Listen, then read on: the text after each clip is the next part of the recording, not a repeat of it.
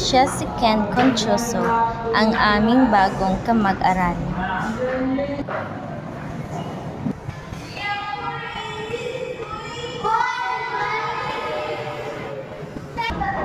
Hi mga classmates! Meron po pala tayong bagong class ngayon. Siya si Ken Conchoso. Ba't di din naman? Busy lang ito na. Okay lang yan, go. Wait, what is that? Bakla ba yun?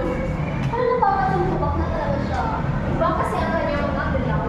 Hindi ko siya gusto. Hindi siya mula na magkakapasi natin. Ako din, hindi ko siya gusto. Bakit? Isa lang yung kita ko lang magkakapla siya. Tanongin ko yan natin.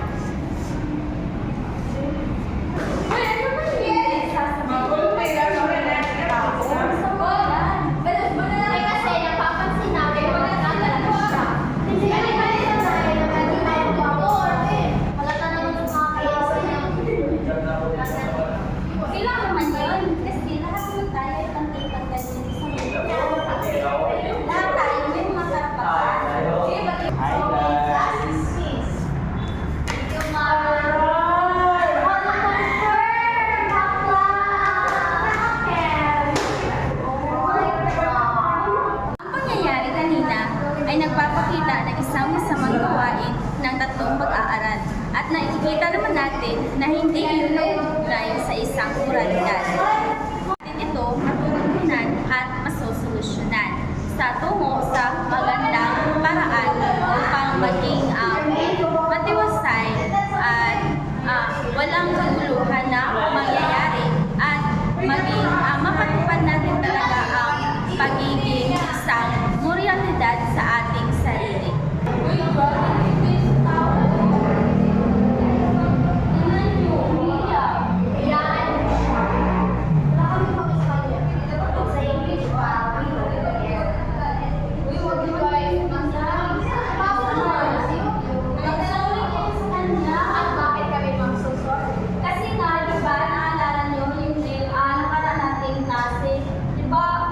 Hindi yan nauugay sa isang tao na may moralidad. Hindi yan magandang gawain. Kaya dapat magsuri kayo sa kanya. Oo nga, no? Mag-sorry na lang tayo kay Ken. At saka wala naman siya ginagawa. Sige, sorry na lang. Ay, si Junel na lang siya. Ano dito?